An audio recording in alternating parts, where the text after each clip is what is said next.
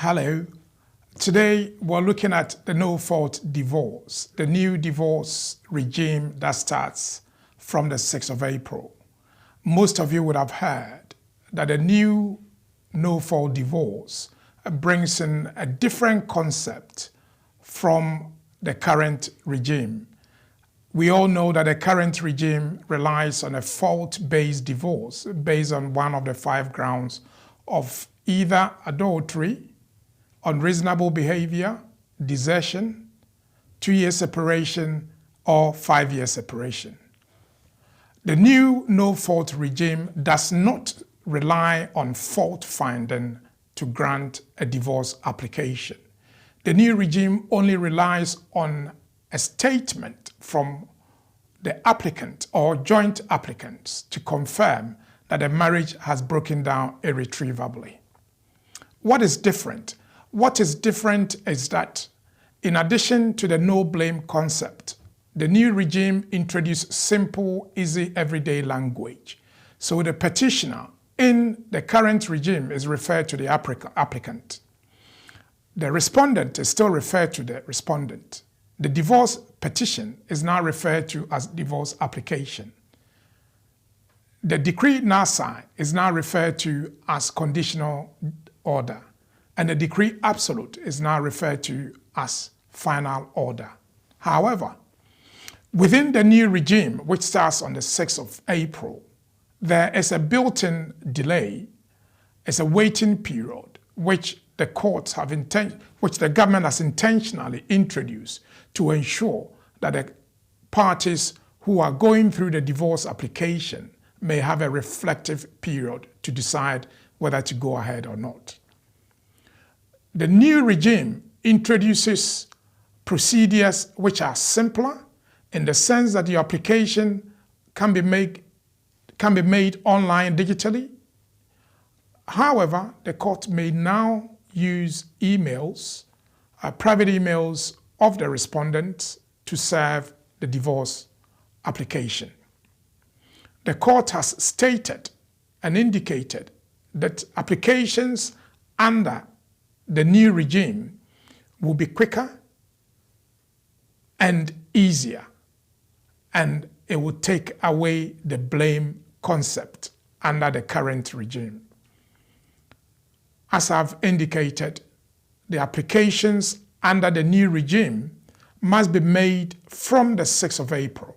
So if you've already made an application for divorce or petition under the current regime for divorce, your application will proceed under the current regime throughout until your decree absolute.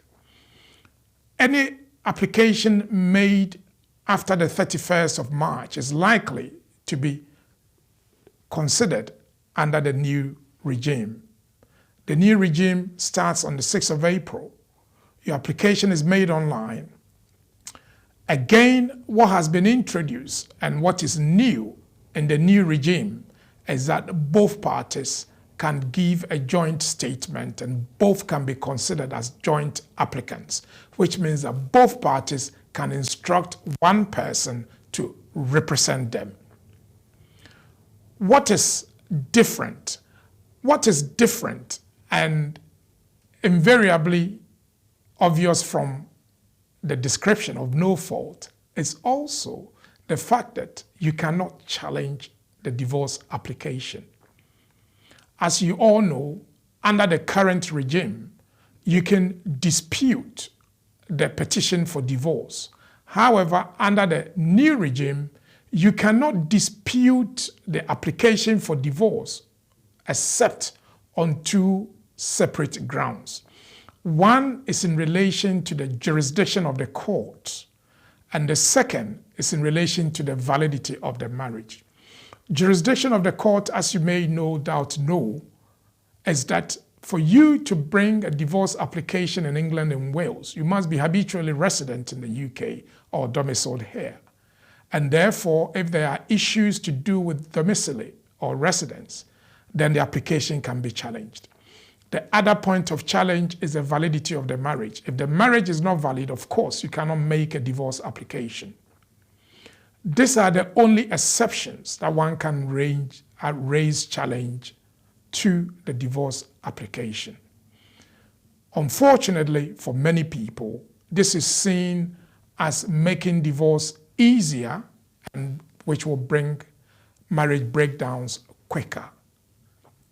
The government's position is that once it takes away animosity, hate, pain, so that the parties can then move on after they are separated or the divorce has been granted to consider their financial affairs and or their children.